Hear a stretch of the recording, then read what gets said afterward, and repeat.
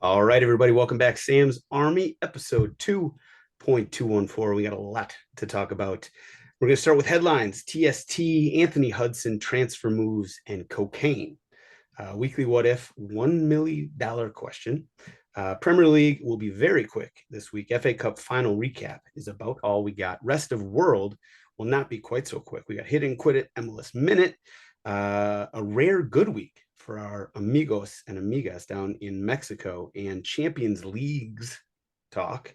And then stoppage time with Ivan Toney's best bets. Overtrain is back up and cooking, boys and girls, and everyone's favorite segment, Goas. Now it is time to welcome in this panel of beauties, and I'm excited to say we got a full house here this week. So first up is my fellow TSTer, Mr. Mitchell Goulet, aka Overtime Mitch. We'll dig in on this a little bit more in a moment, but what was the highlight of the week down in North Carolina for you? Ooh. I'll give you two. One was the personal highlight of hitting 1 million followers on Overtime FC. Pretty damn cool. At $1 million tournament as well. So maybe a little irony there. Some parallels, yeah. And Beautiful. then, the other one. I'd say getting to see Cesc Fabregas during his coaching debut, because he seems like a kind of guy that's going to go into coaching after he fully hangs him up. And I get to say I was in the huddle when he was there and his coaching debut. I got videos to prove it as well. And I mean, come on, it's Cesc. Just getting to see him and be able to smell him is cool. Nice. Okay. All right. That works. We'll dig in on TST in just a little bit, but we'll move on for now. So next up, we got Mikey Fowler. So here's first of all, the vibes you're putting out right now with that shirt and that mustache, A plus, nothing but good things to say about that. But here's a question for you, completely unrelated to the beautiful aesthetics he got going on. You've been at Audio Rama long enough, I assume at this point that this probably happened at some point. So what is it like getting chewed out by Vince Vaughn in real life? Uh,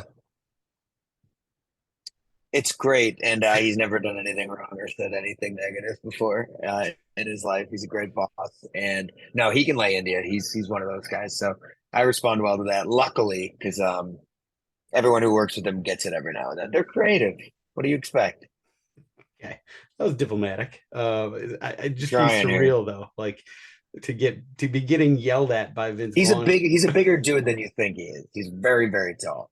Yes, I think I knew that for some reason. Maybe he's been in movies with short people or something. All right, a man who needs no introduction, as you know, there he is coming back. I thought he was going to leave on me right when I was introducing him. You know his voice and his closely coiffed hair well by now. Tyler Terrens is here in time for your weekly travel log update, Mr. Terrens. So, best and worst thing about Seattle. I wasn't in Seattle. I did that game from the studio in Fort Lauderdale, actually. Well, that changes things. Yeah, Okay, I'll come up with a new one on the fly. So I know you're tailgating for the Fire game tomorrow or the I next am. day, right? Okay. Oh Are yeah. you just gonna glom onto whatever tailgate you see, or you got one planned? Oh yeah. No, I'm going in full, just on a solo mission. I'm just gonna latch on. Probably I'll see a kid passing the ball around with his buddy. I'll jump in there. I assume they're going to be parents around with beverages. Start there and just see what happens. I'm Perfect. full Perfect. fan. I get to enjoy a high level soccer game as a fan, which I rarely get to do. So I'm very excited. Okay. Listen, I like it. And the reason I was asking, I was wondering if that was the case. And so now somebody listening will definitely know that you are on the prowl. So look out for Tyler Terrens if you're in one of the lots, and get him a beverage or two. Last but never least, Tommy McGunner, who has some big news that he can't quite share just yet. But stay tuned on that one. I need an update though on your surfing career, Tommy. So, did you ever manage to catch a wave, and do you still got the itch to shred some gnar? No, I never caught a wave. That was probably prompted by the hat I'm wearing. And yeah, it's incredibly hard to catch a wave when you now live in the middle of the country. So, True, true. You still got the itch though. You want to make it happen, or now that you live in flyover country, are you over it? no, I'll still go out west. My girlfriend lives out there, so maybe when she's actually working and making us money, just go hit the beach. Okay. All right. Stay at home boyfriend. That's a good job. You can get it. All right. Headlines. We are going to start with the $1 million elephant in the room, the TST 7v7 tournament that Mitch and I were at most of last week and all of last weekend. So, Mr. Mitch, you go first here. We had slightly, different perspectives on the tournament here. Give us your thoughts. What did you think about it overall? Yeah, this was an interesting one. Nobody really knew what to expect going into it. They had the format for BT that they could kind of copy and paste. So they had the bracket style, but the rules were interesting. It was 7-a-side, and regardless of the score at the end of regulation, there would be a target goal time in which they would add 1 goal onto the winning team's total, and that would be the target goal. So if you're winning 3-1 at the end of regulation, first to 4 wins. And every 5 minutes during that target time, they would take 1 player off the field on each side. So there were a couple games when it got down to like 2-on-2, 3-on-3 with a keeper and 2 players. And it's full field, mind you. So it's pure electricity.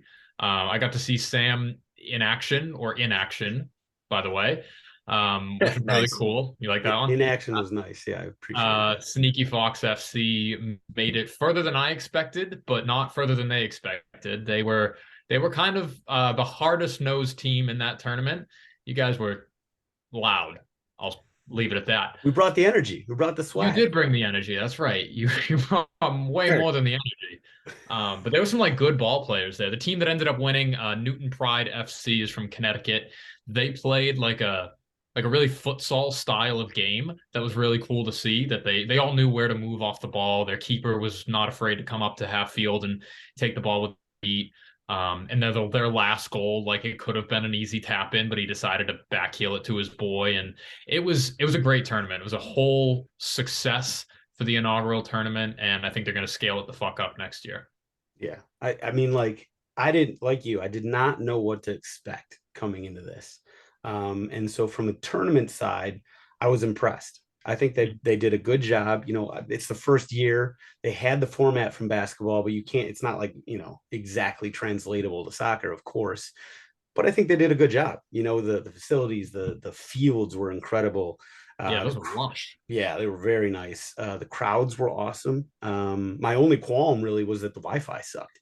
And I don't really think that was under their direct control, but I couldn't post in real time, kind of what I wanted to. But that's a kind of a small thing. Obviously, it was just really it was cool. It felt very professional.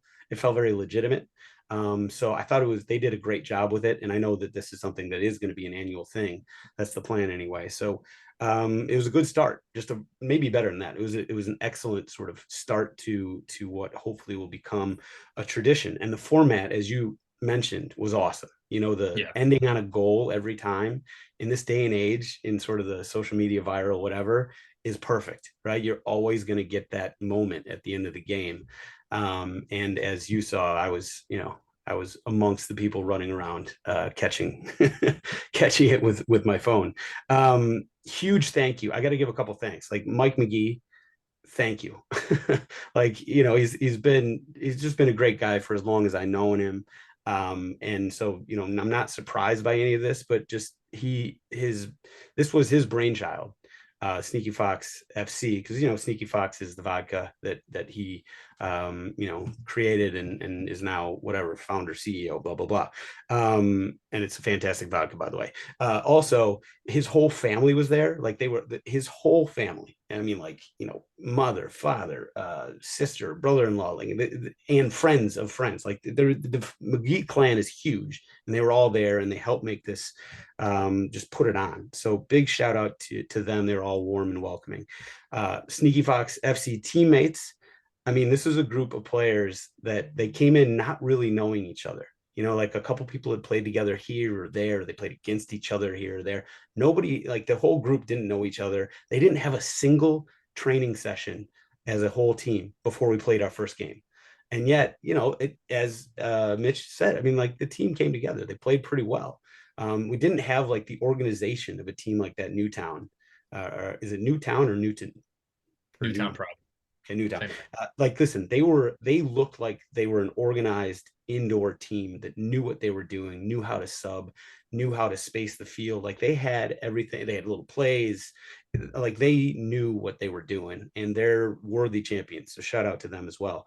But this team, Sneaky Fox FC. I mean, like it was just one of the coolest experiences I've had on or near or even off the soccer field. I mean, it's just like it was awesome to see these guys who have played at a high level, sort of, preparing for games, executing game plans, coming together after games and having some fun. I mean, it was a mix of these new, like young kids like Declan McGlynn, kids like 22, 23. He's just kind of getting his career started.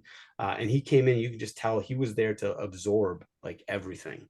And by the way, he needs to be on a team. I think he's waiting for a contract. Somebody out there needs to sign Declan McGlynn. He's a forward / midfielder. He is a workhorse. I mean, he's a great kid. Sign this guy. And then on the other side, you had guys like Quincy Amarikwa, who like has had an incredible career. He's kind of on the back end of it. Also, he would take. I mean, the guy can still put the biscuit in the basket. So if some team needs that, and every team needs that, sign Quincy.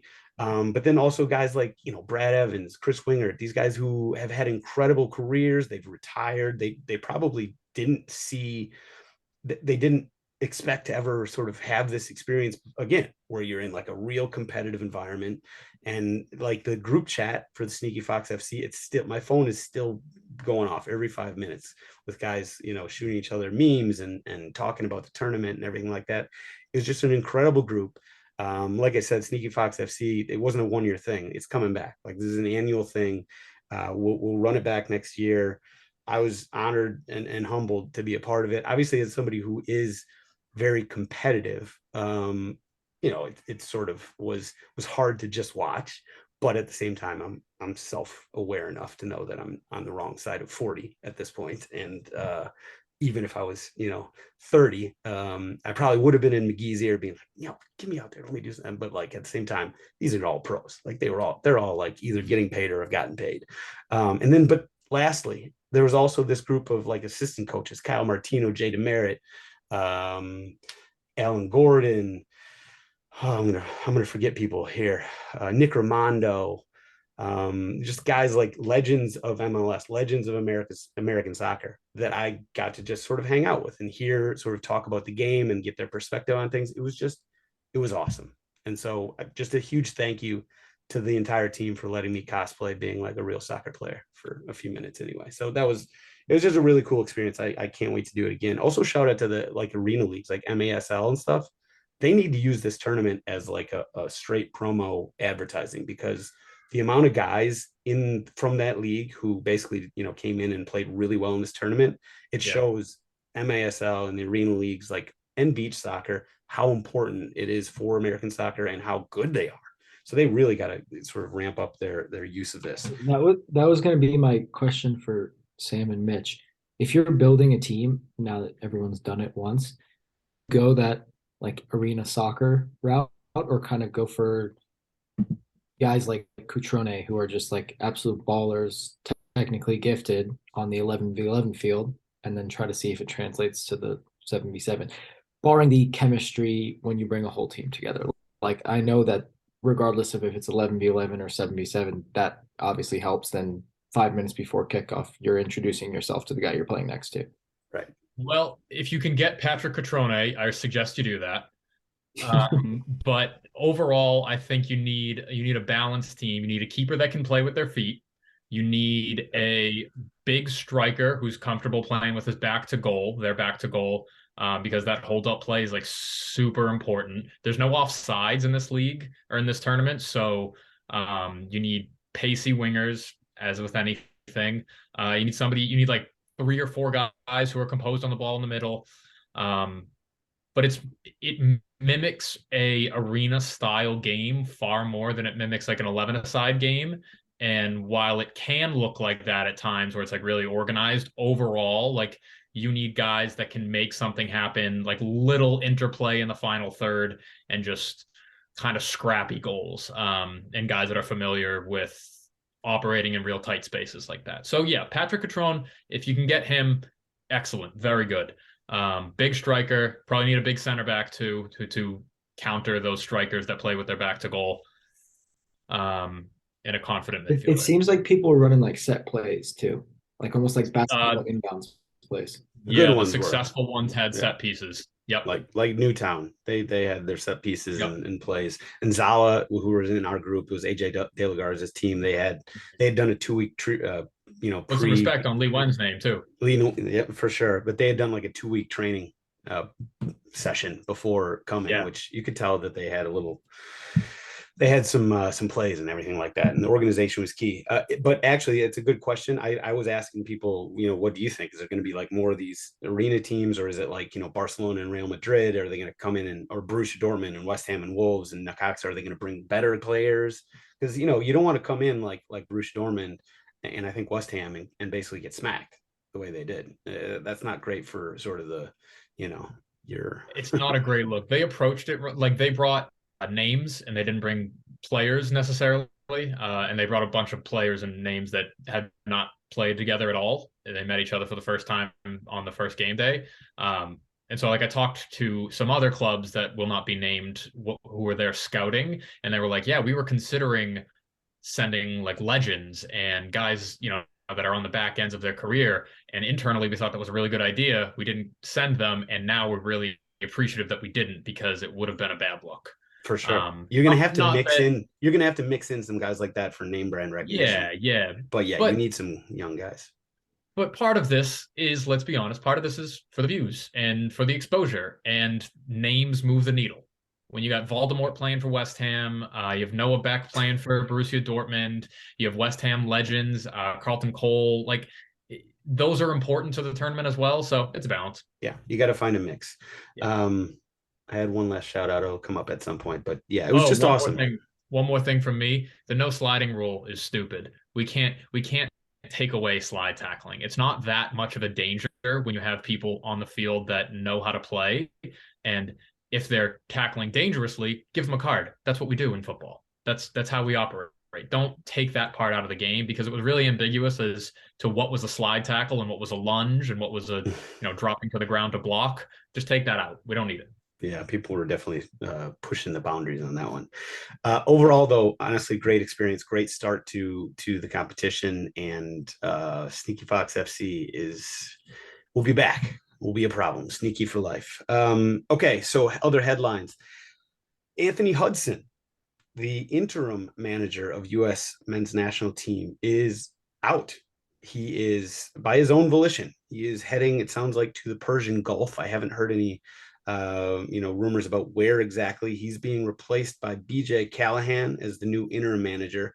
Question on this for you guys. Mikey, you go first.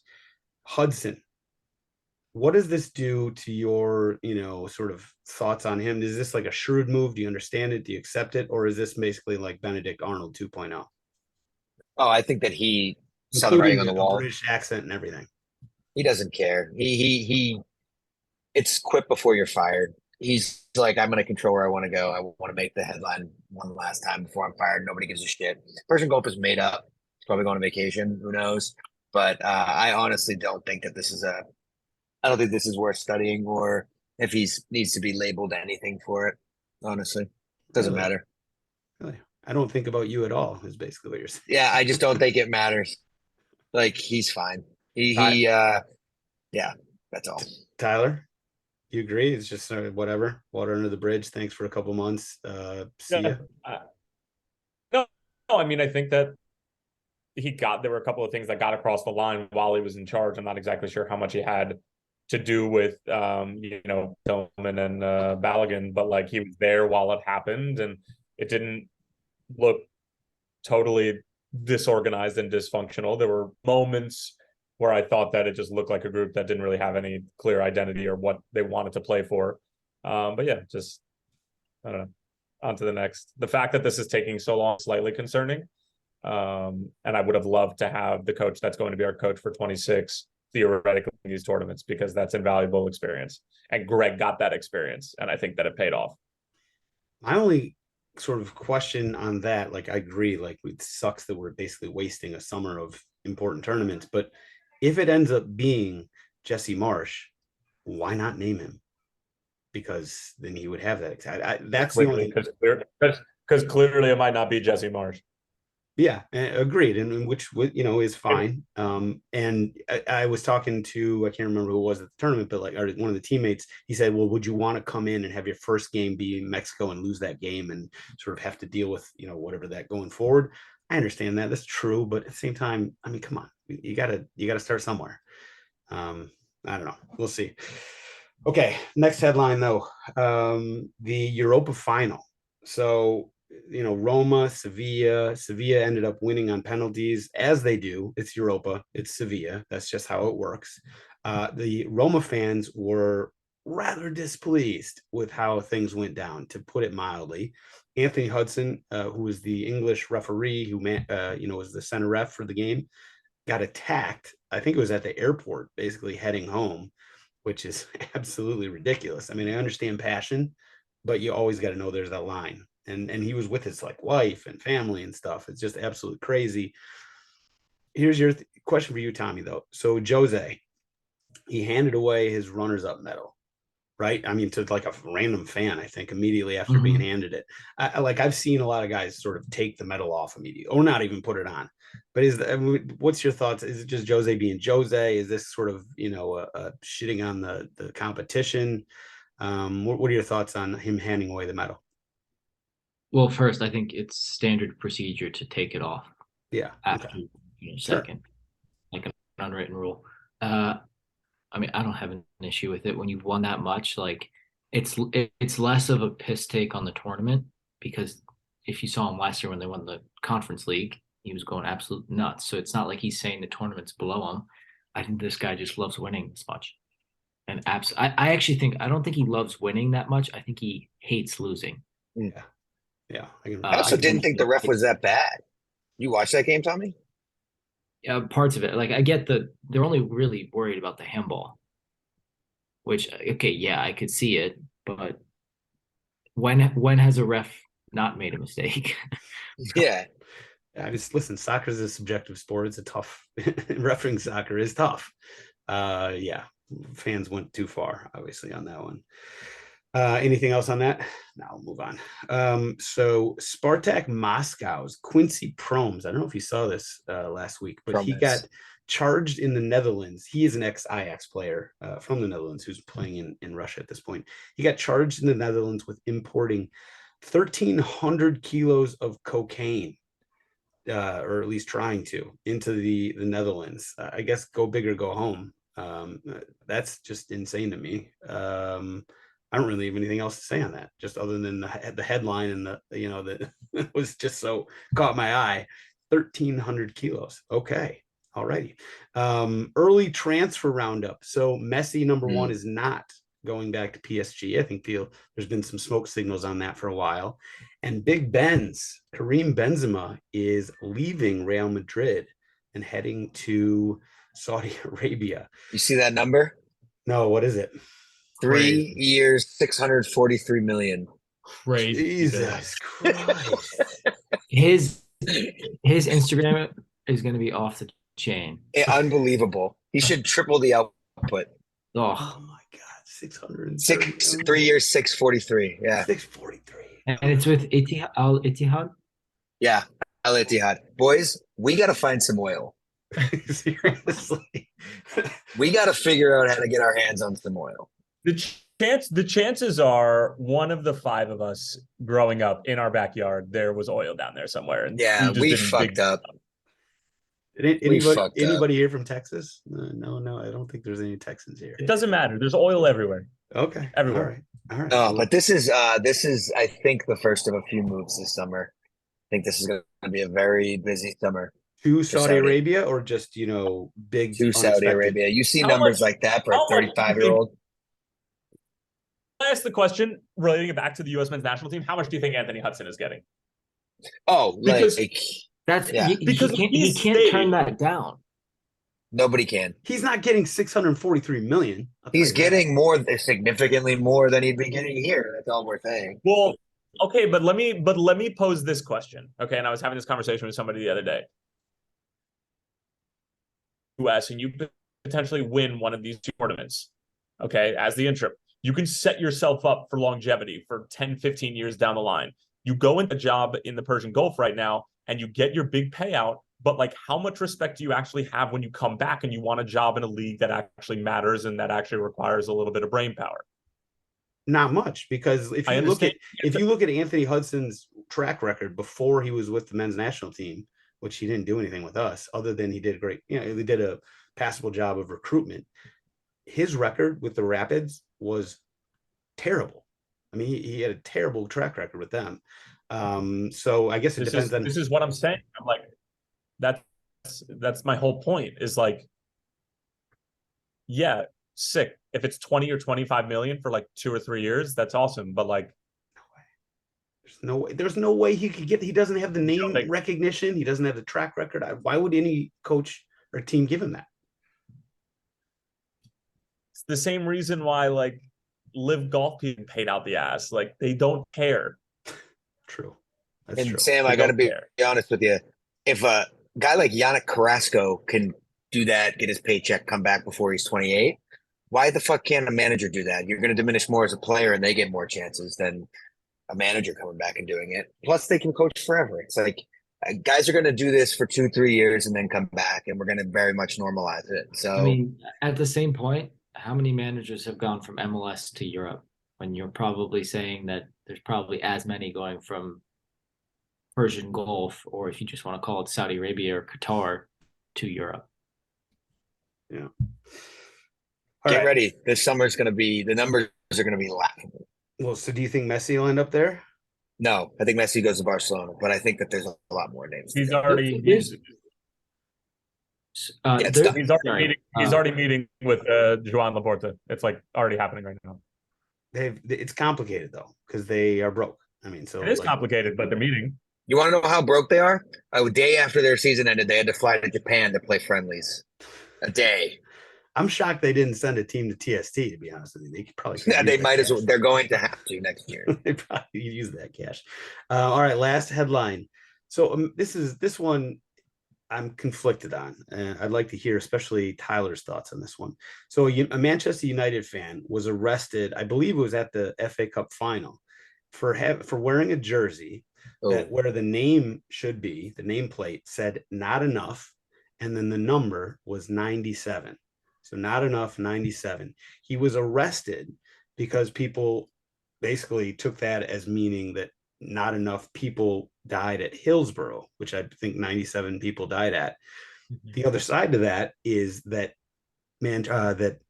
Liverpool got 97 points the other season, and it was not enough to win the title, which was my immediate thought when I saw that. What are your, I mean, like, this is like a free speech issue. I know it's different in the UK than it is in the US, but like, are you offended by that jersey? I mean, it'll be impossible to know now what his actual intention was unless he's an idiot and admits it. But yeah, I mean, like, that's fucking heinous to say like more people should have died. That's a disgusting thing to be like promoting, and saying, and wearing. Of course, but like, yeah, I'm a little no, Sam. Like, Sam, I think you're wrong, which makes this a much easier discussion. They didn't finish second with 97 points. Oh, they didn't. They didn't. It was with 92. I just checked because I was like, "There's no way." Yeah. You also don't get a custom shirt made about your club's shortcomings. You do that. You make a shirt like that if you're a particularly hateful person. Like, I get it. I get it. Was it a United fan? Yes, this is a United fan who did it. Oh, it's even weirder. You don't make a custom shirt about another club's shortcomings. Unless you're the club that finished first that year. That's like a bit of banter. No. So that's it's strictly the Hillsborough thing that this guy's talking about. Yeah. Well, then I think there are plenty. I'm sure there's plenty of paraphernalia that you can get as a Spurs fan that shits on Arsenal and vice versa. Right. But Hillsborough is obviously taking it 5 steps too far. And listen, Twitter directed me wrong in this one, not for the first time.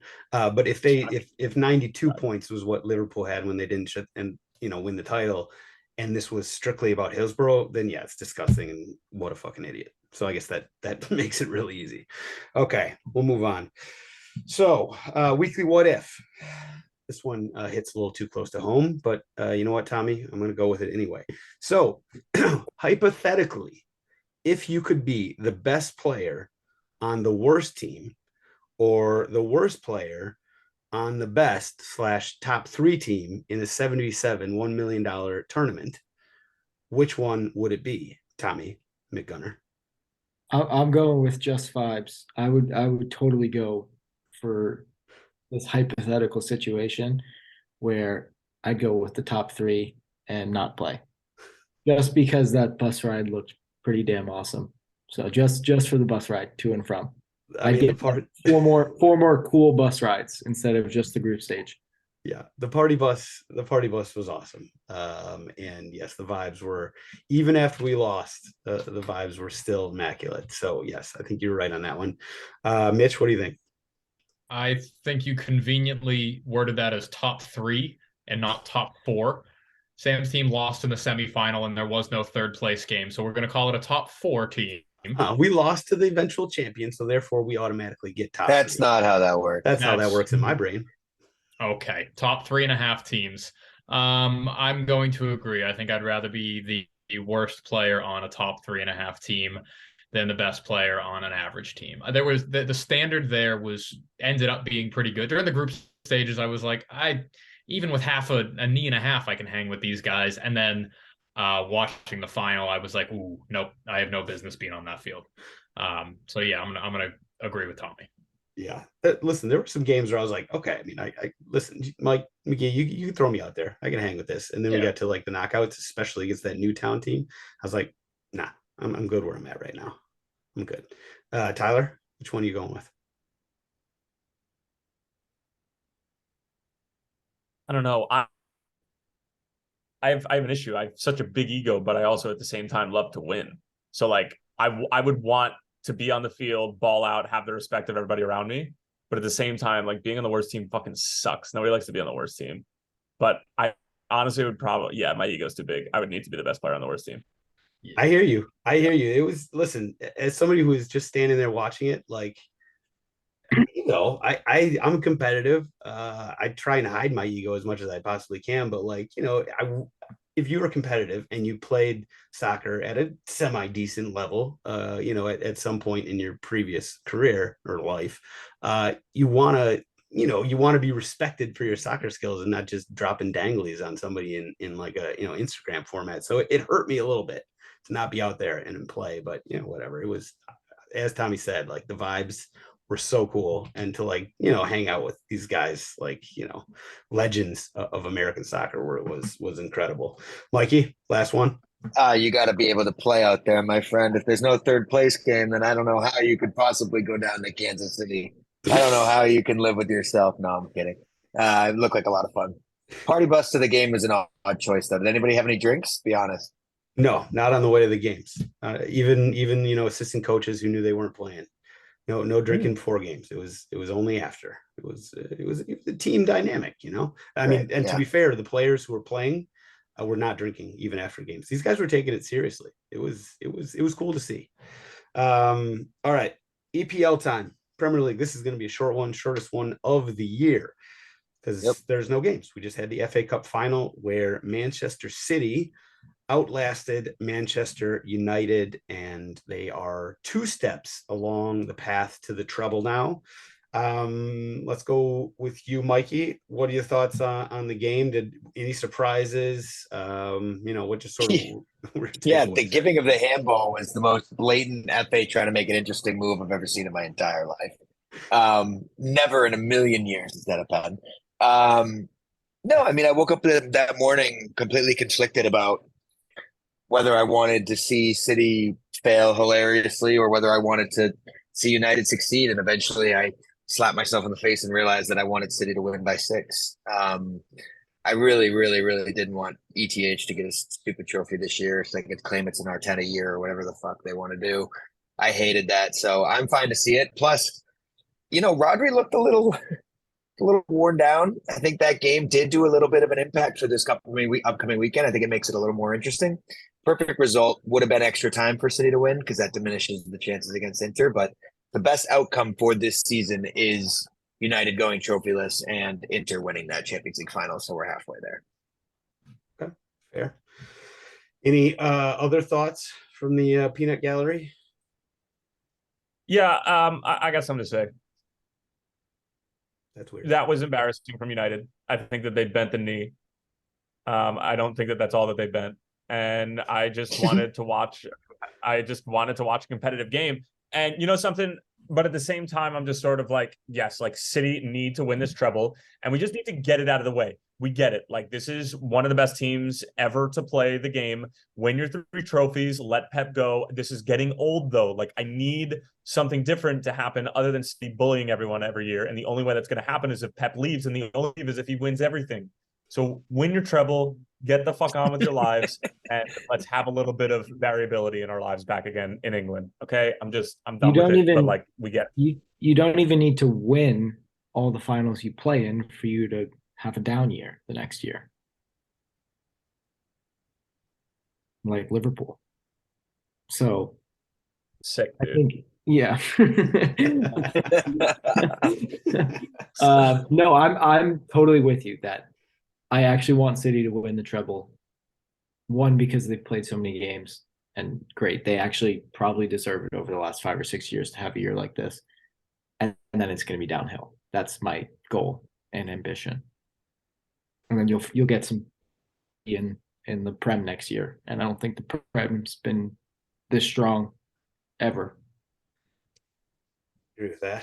I mean, I don't know that City winning the treble will mean that City's benefactors are going to take their foot off the pedal, which, you know. No, but they have the biggest budget with the greatest players and the best coach of all time. Like, if you get rid of the coach, then maybe they're a little bit more vulnerable. Okay. Also, there's no way to go up but down from there. What are you going to win more than the treble? Like, that's going to be their peak. We want the peak to happen, and then it's the inevitable down. You win another treble. But and also some of these guys are getting close to the end of their contracts and their time with City. Right. So I think it's like the natural end of a cycle for them, where they've been on top. Okay. All right. We'll move on. Rest of world time, and Mr. MLS Hit It and Quit It man, are you ready, willing, and able to give us all you got? Bruh, stay ready. So we're thinking that midweek game on 31st, huh? We had match days 16 and 17 to cover. Yeah, I mean, all right. Go whatever you can do. Give it to us. Well, let's go with a couple. We've reached the halfway point. We'll pay homage to two match days of Major League Soccer played. All right. Let's start the ATL. Atlanta United and New England played to a 3-3 draw. Really good game between two sides that are towards the top of the table. The Eastern Conference. Columbus Crew take care of Colorado. That's a rare win for the Crew as of late under Wilfred Nancy, but they play some really good football. NYCFC are in trouble, man. They've lost they haven't won a game in about 8 or 9. Nick Cushing, I would imagine, is on somewhat of a hot seat. Meanwhile, FC Cincinnati are just straight up hot. They've gotten off to one of the best starts in MLS history. We'll talk about that in a little bit. Philadelphia 1-0 over Charlotte. No surprise there at home. 2-2 between Wayne Rooney and DC United in Montreal. That's a bit of a bad result for DC United at home.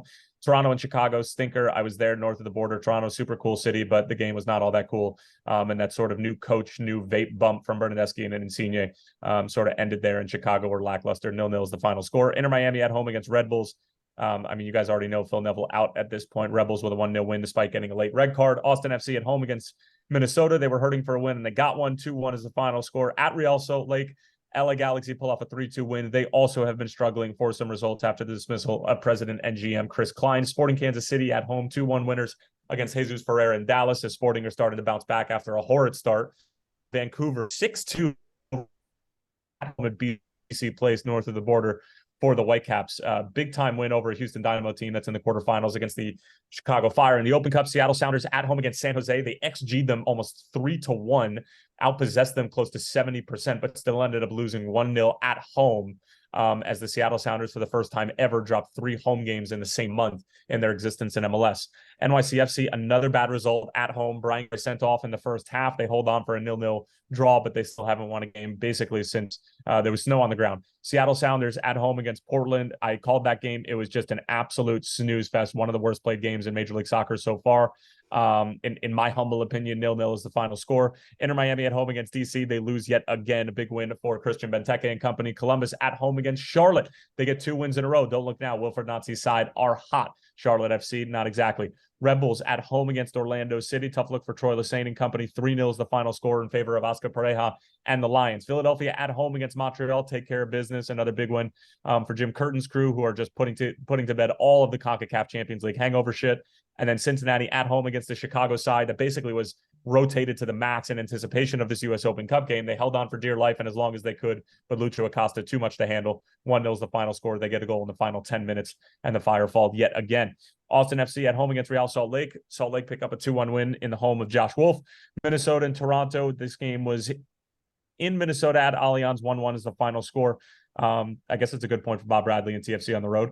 FC Dallas at home against Nashville. Hani Mukhtar, he's probably going to win reigning MVP at this point. He's going to win it back-to-back. 2-1's the final score. He had another goal. St. Louis at home against Houston. 3-0 win for Tim Parker and company. Colorado 0-0 against San Jose. Vancouver Whitecaps at home follow up that 6-goal performance with just a 1-goal performance against Peter Vermees and Sporting Kansas City, who do pick up a good road win. And that would do it for match days 16 and 17. Well done, sir. Quickly before we finish up MLS, I saw that whole thing about James Sands, who's a dedicated member of Sam Fam, has been on the program several times, where now I saw it with LA Galaxy, now with Sands, where he goes over to the crowd. Yeah, right. It's AC Milan, kind of, it seems like they lit a fire under MLS fans asses, but Sands went over there and basically one of the members of the supporters groups from NYCFC basically yelled at him for I don't know, a minute. And he kind of took it for a little while. And he's like, dude, stop. You're saying that we don't care when obviously we care. We care, a lot. Is what Tyler, you're sort of, down and dirty with MLS here. What's the talk about this in MLS circles? Is there, is it okay, maybe this is sort of a evolution and the league's growing up and it shows that fans are really into it and care? Or is this nah, this is some bullshit? It's funny. I've formulated my own opinions. I haven't really talked to too many people about it yet. Other than just sort of saying hey, did you see this? It's nobody really saying whether it's good or bad. I like the concept of fans showing their frustration occasionally, and players hearing it. But to say somebody like James Sands doesn't care is just foolish, which most people are probably going to say that's why you don't go over there and talk to fans, because they're drunk, they don't know what they're talking about, and somebody's going to say something that they're going to regret, and that's going to piss one of the players off. But yeah, I mean, NYC has been really bad lately. I get it as a supporter. If your club looks totally different than what they did 2 years ago when they were winning MLS Cup. So I can understand the frustration, but to say they don't care is ridiculous. Be upset with the coach, be upset at the quality of play, and just sort of leave it there, I think is where I'm at. Yeah, I just saw it as I get it. I understand why fans or players go over there, right? They're encouraged to do that. You give fans a clap and everything like that, but yeah, you go and thank them, but you don't need to stay there. You can just thank them, clap, walk away. He took it, which you can't say that a lot about 23-year-olds, Yeah, he's always been sort of wise beyond his years. All right, well, we'll move on to what's next. Sticking around kind of the MLS arena, the Concacaf Champions League final, which was a bit of a snoozer there. So LAFC came home with a deficit, and they went down, I would say, not swinging, losing, I think, 0-1 to Leon. First of all, the game sucked. And what is it? Do you think that this says something about LAFC and perhaps them, I don't know, not being nearly the team that everybody thought or hoped they would be this season? Because that was disappointing. Tommy, did you watch the game? I watched the first 60 minutes. I mean, he changed the way that he plays, and he put Chiellini in at center back, and he went with a 3-back, which he typically doesn't do. It's usually a 4-3. It's just straight up 4-3-3. He being Steve Cherundolo, the coach, yes. right? Yeah. Yes. Yeah, I mean, it looks super disorganized at the back at times, and like they've been not only one of the best attacking teams, but one of the best defensive teams in the league, and they just didn't look like it on the night. Yeah, it was disappointing. Definitely was. And they just weren't sharp. I mean, listen, this has been a crazy month of May for a lot of teams. I mean, LAFC were playing, I think, either their 9th or 10th game within like a 33, 34-day span. Like, that's an insane schedule. Like, sports science will bear that out as well. But they kind of look pretty tired, honestly. Okay. Yeah, it stinks, but the MLS just won Concacaf Champions League last year when Sounders got it. So that was the first time ever. Obviously, maybe a bit of a step back, maybe not. Actually, part of a trend where as I said, amigas and amigos down in Mexico had quite a good week. A rare thing lately, but I guess you got to give them their flowers a little bit, because not only was the Concacaf Champions League, go to Liga MX over MLS, but in the women's Concacaf U20 championship, Mexico beat the US, the women's team. 2-1 was the final score. And, I think that just sort of shows that Mexico, not just Mexico, but the rest of the world is coming on the women's side. They had a long way to go, but it does seem like they are coming and coming quickly. Also on U20s, wait, Mitch, do you disagree? Phrasing. Oh, sorry. Yeah, okay, my bad. On the men's side of the U20s, there was the World Cup, and the US made it to the quarterfinals. We played Uruguay, and speaking of it just not being their night, I mean, Tommy, I assume you probably were watching this pretty closely. This team looked like a legit threat to win this tournament all up until that game. And Uruguay, I don't know if we shat the bed or Uruguay just had a better game plan. It sort of felt like the Netherlands game in the World Cup, where we played well and we were kind of in it, but like they just didn't do anything. They got nothing done. Any thoughts on that performance, or perhaps the World Cup as a whole? I did not watch that game. I watched other games. Never mind. So you're gonna have to ask someone else. Anybody actually watch it? No. Well, listen, it was disappointing. I was watching all the games in the U20 World Cup. It was disappointing because this team, and there were some players that really stood out. But that game was a big time swing and a miss. And that's unfortunate, but it happens, I guess.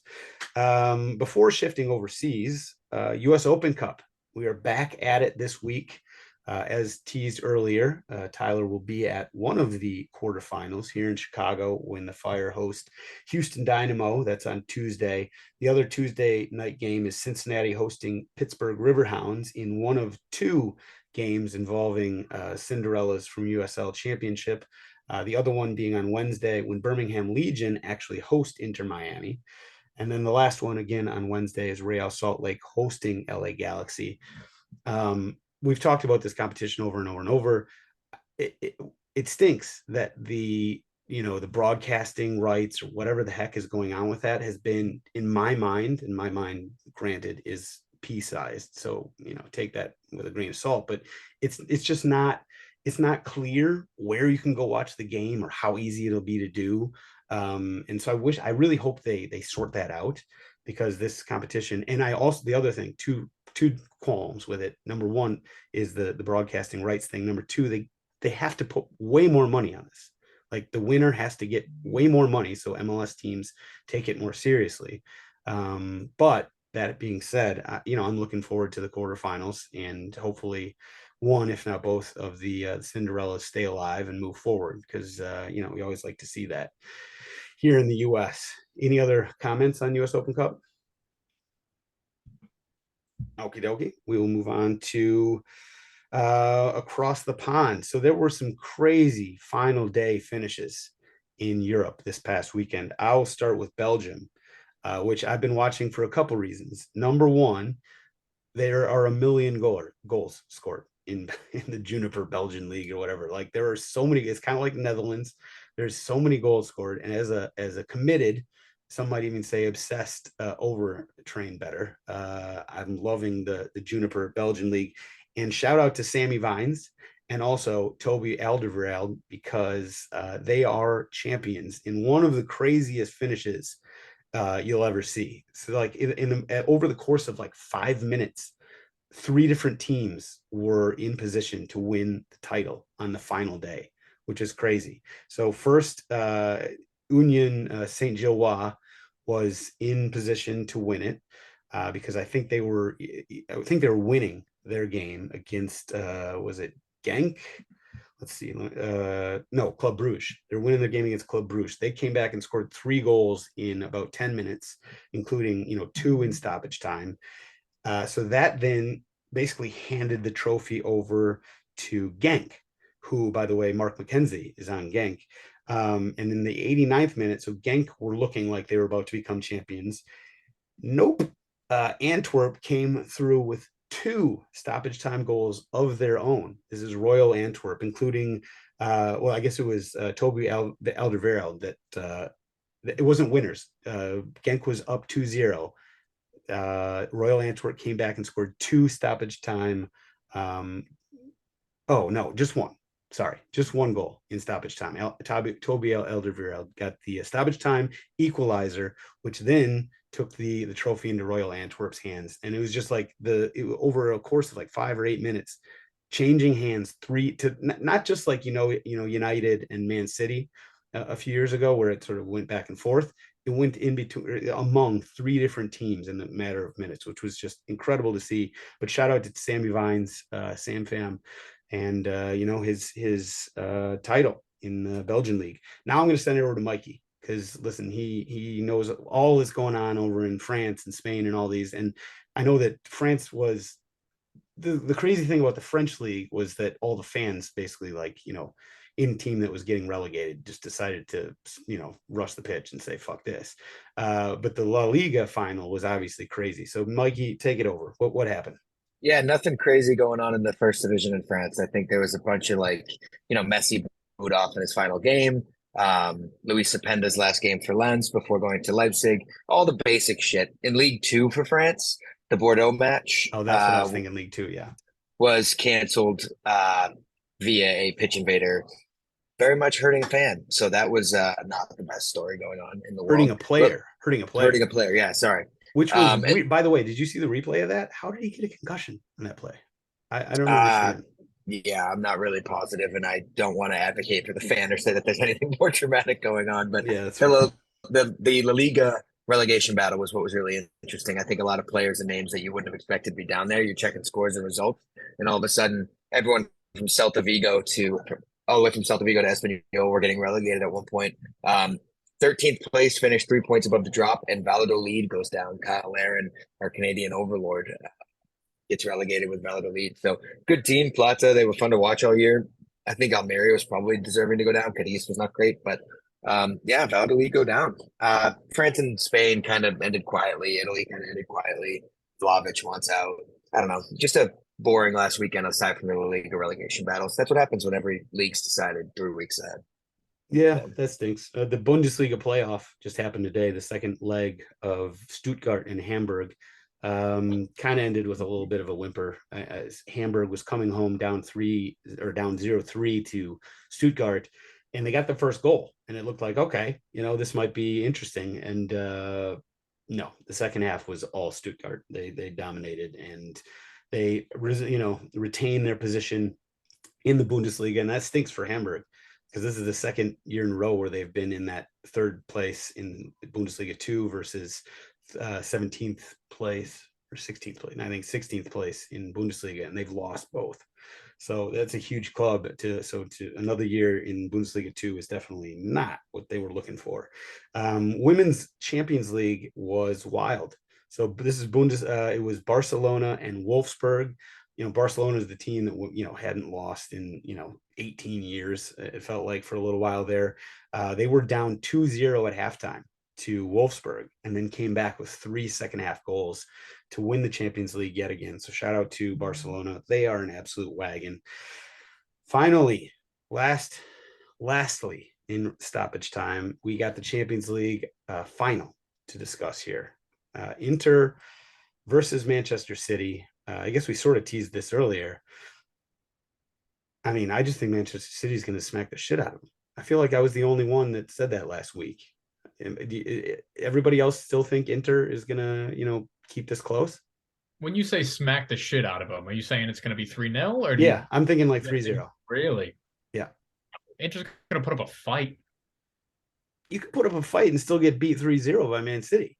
Like, that's absolutely possible. So I think just Inter's think they're too good. I said no. Tommy and I both agreed that we love an Italian team in the final, but I also think we need to keep in mind that City are probably a little tired. I'm just gonna go ahead and say it. I think those. They had a whole week Inter's off. gonna be full of. Nobody is giving Inter a prayer. These are professional footballers who got to a Champions League final. I want to see a team against this City group in a final or in a big game, like I wanted United, to fuck them up, to make it a street fight. Like first tackle, whether it's on Haaland or De Bruyne. I'm not saying hurt anybody, but just let them know they're going to be fucking in for it for 90 minutes and they're not going to be able to play the same game they typically play. Go and turn it into a street fight. If you know they're better than footballers than you, then figure out a different way to win. That's what I want. Okay. I think Also, they have to do that. Go for it. Form wise, they're both have won 11 of their last 13 and lost one game. So they're probably, rightfully so, the two most informed teams in Europe right now. And that's hence why they're still playing. Agreed. Yeah, I still think Inter's going to get smacked. All right, we will move on to stoppage time. Put a bow on this episode. So we'll start with Ivan Toney's best bets. And by the way, the Overtrain is back on the tracks, boys and girls.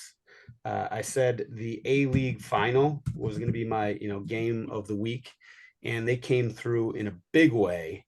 I can't actually even remember what the final score was, like 5-1, 6-1, something like that. So needless to say, the Overtrain is back, and I feel good about it. I feel real good. I'm not going to give away my pick quite yet, though. Who wants to go first on Ivan Toney's best bet of the week? Mitch, looks like you. Yeah, I'll go first because I got a boring one. It's both teams to score in the final. You can get it at even money right now at most places. Just sensible pick. Sensible pick. Everybody else, go say your stupid stuff. Sensible. Okay. Even money's good. That's not nothing. Okay. Bet the French double. Fiorentina and Inter Milan both to win their finals in the next 6 days. Do it. Fucking have fun. This coming from a guy who told you to bet on an Inter future at 14-1 when they got drawn to Benfica because the Italy teams beat each other up on the other side. So listen to me. I'm not hedging. I made the bet as a hedge bet, but I'm going to ride the Inter 14-1 train out next weekend. So might as well double up on Fiorentina as well. West Ham sucks. Okay. Tommy, you look ready. Who you got for us? I'll go the under for the final. Yeah, always a smart pick. Always a smart pick. By the way, you guys aren't necessarily against each other. You could have Inter versus, Inter 1, City 1, and then City win in overtime or extra time. That wouldn't be, all that surprising. Or, as I think you guys both said this last time, if Inter do win, it's probably not going to be a 90. So that could work out too. Tyler, you got anything? Both teams to score, Inter to lift the cup. Parlay. Let's go. Jeez. All right. And because that feels a little skimp for my typical parlays. It feels a little scamp. Not feels really. Like I'm leaving There's no comma. Short. There's no comma in the odds there. I like Nashville on the road against Toronto too. Okay. Always got to throw something in there. That's gonna be a 1 of 1 bet this week. Together. I think so. I can't bet on MLS. I'm just throwing it out there. This is what I think. No, I'm is saying the most if anyone bet on that, it's gonna be a 1 of 1. Okay. I will go listen, I do my research. I dig deep. You guys know how it goes. The overtrains. We look worldwide. We don't discriminate. Unfortunately, we don't have Belgian league. We don't have Liga MX. We don't have Netherlands. These are usually my go-tos. Don't have Bundesliga.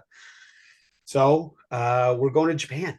We're going to the Far East here, and I'm going in the J League with Sagan Tosu hosting Hokkaido Consadole Sapporo.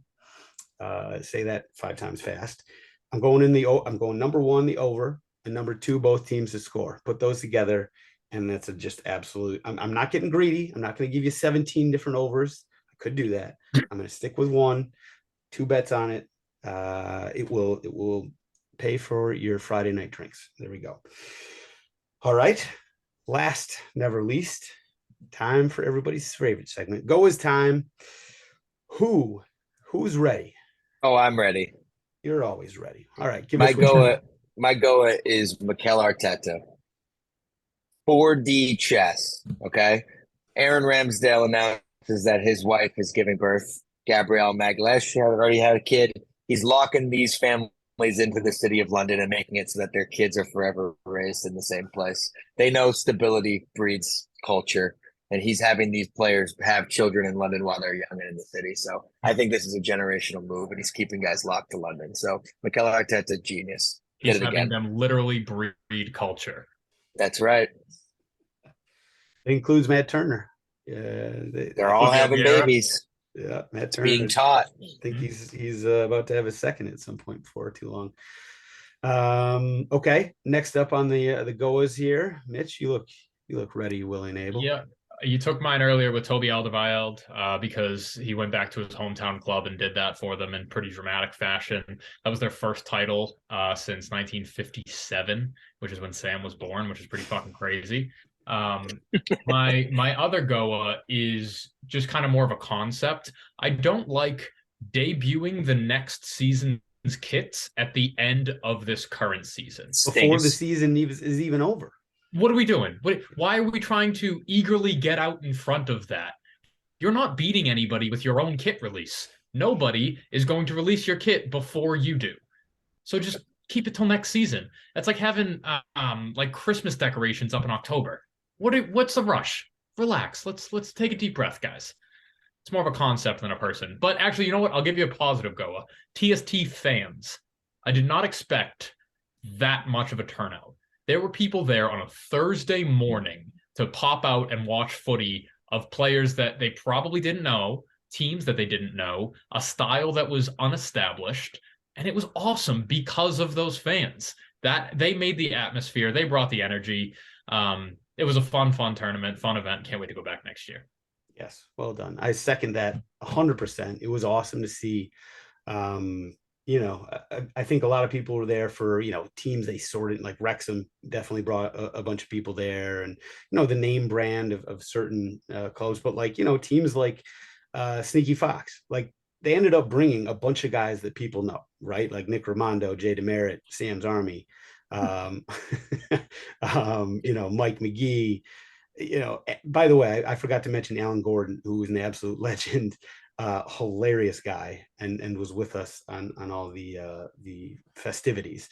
They brought all these legends, but you wouldn't even known it from Sneaky Fox, although hopefully they will now. Shout out Sneaky Fox FC. But like Team Dempsey, was out there with and then Jimmy Conrad and DeMarcus Beasley had a team. AJ De La Garza had a team. And by the way, Team Sneaky Fox beat all of them. Not a big deal. I would say we're basically the American champs. So, that's not true because Newtown is American as well, but whatever.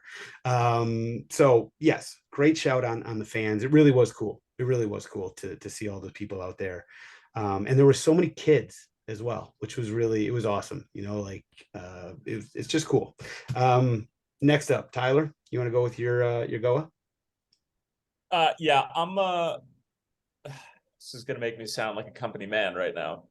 MLS is unhinged at the moment, and I'm so here for it. There's a lot going on, and if you're not paying attention, and if you're a Euro snob and you're listening to this right now and you don't follow MLS and you're not supporting your local club and you're not keeping clued in with the first division in your own country, just go take a look at Tom Bogert's article from The Athletic. Go take a look at what's going on at the LA Galaxy. Go take a look at what's going on in NYCFC.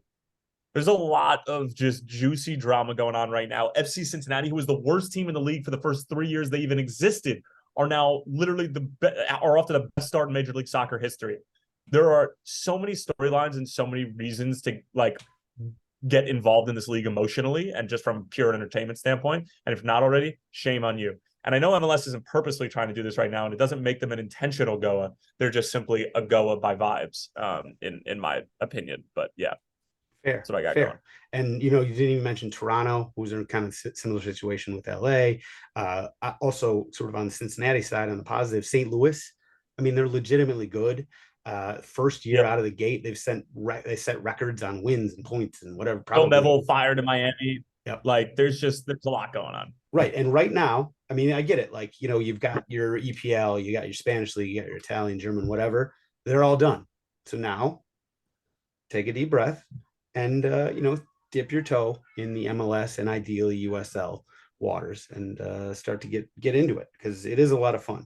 And Leagues Cup coming up this summer, I don't know what to say about it. Hopefully it'll be as exciting as TST, because we have the similar sort of, I don't know what to expect from it, but it'll probably be interesting. Tommy, what do you got for us? I'll choose Spurs for hiring a new manager after going, 5 or 6 deep in possible candidates and them all saying no, that they finally got someone to say yes. So congratulations. Oh, there you go, listening to the rumors again, Tommy. But yeah, I'm quietly excited. I think this guy, I don't know how to pronounce his name, but I think he did a good job at Celtic. I know he did a good job in Japan and in Australia. So I'm quietly excited. Hopefully, Kane stays, and then we'll really be cooking with gas. Got a good player and an actual coach. Let's do this. All right, my go is a couple of them. I mean, I wish I could shout out the entire Sneaky Fox team. There's just too many of them, but the entire team was awesome. And from young guys to legends of the sport, it was just so cool to experience that, and have no expectations coming in. And it was just awesome. But I'll give 2 specific shout outs to my actual goers.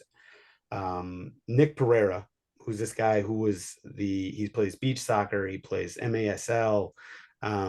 He's actually, and off the field, he's got a cool story too. He was the GM of OL Reign in the NWSL up until just recently. And he's smart dude, big dude.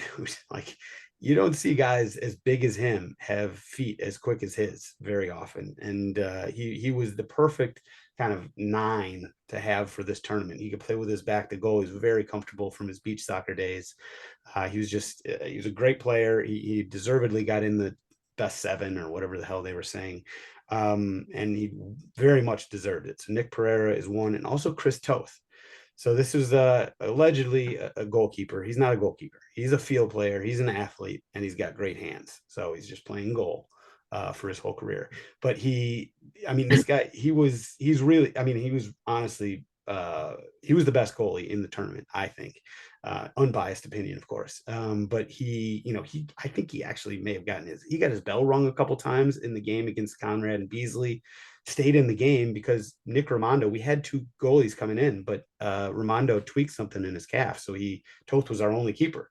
I think I might have been next in line to play keeper if Toth hadn't played or hadn't continued.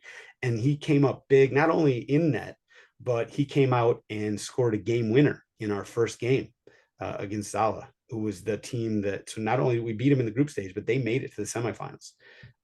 So they were obviously a very good team. Shout out to Chris Toth and Nick Pereira. They were awesome, and both deserve to be, among the best 7 of the tournament.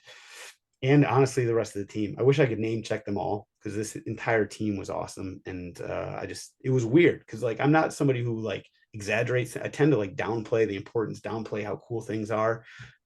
This was so cool. This was one of the best experiences of my life. And it was only like 3 or 4 days, but it was so awesome. I have a hard time sort of explaining it, but we're bringing it back. We're running it back next year. So stay tuned. Quickly, honorable mention on the goes. I should have said this before. Wraith Rovers admin.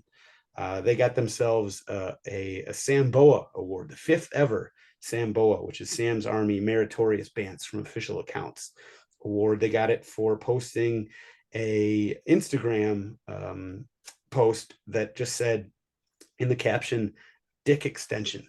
And it was because Liam Dick got it extended his contract. But well done to Wraith Rovers FC on that one. Always like to see banters official accounts getting in the mud just a little bit, even if it's just for fun. There we go. Hopefully we gave you a little flavor of that at TST. It was awesome. I know I've said that 15 times, so I won't say it anymore. But thank you again to all my teammates, especially Mike McGee, for making it happen. Sneaky Fox FC, Mitch, Tommy, Mikey, Tyler, you guys are the best. Thank you very much. Always appreciated. You're the best. And everybody listening, you guys are also the best. See you guys next week.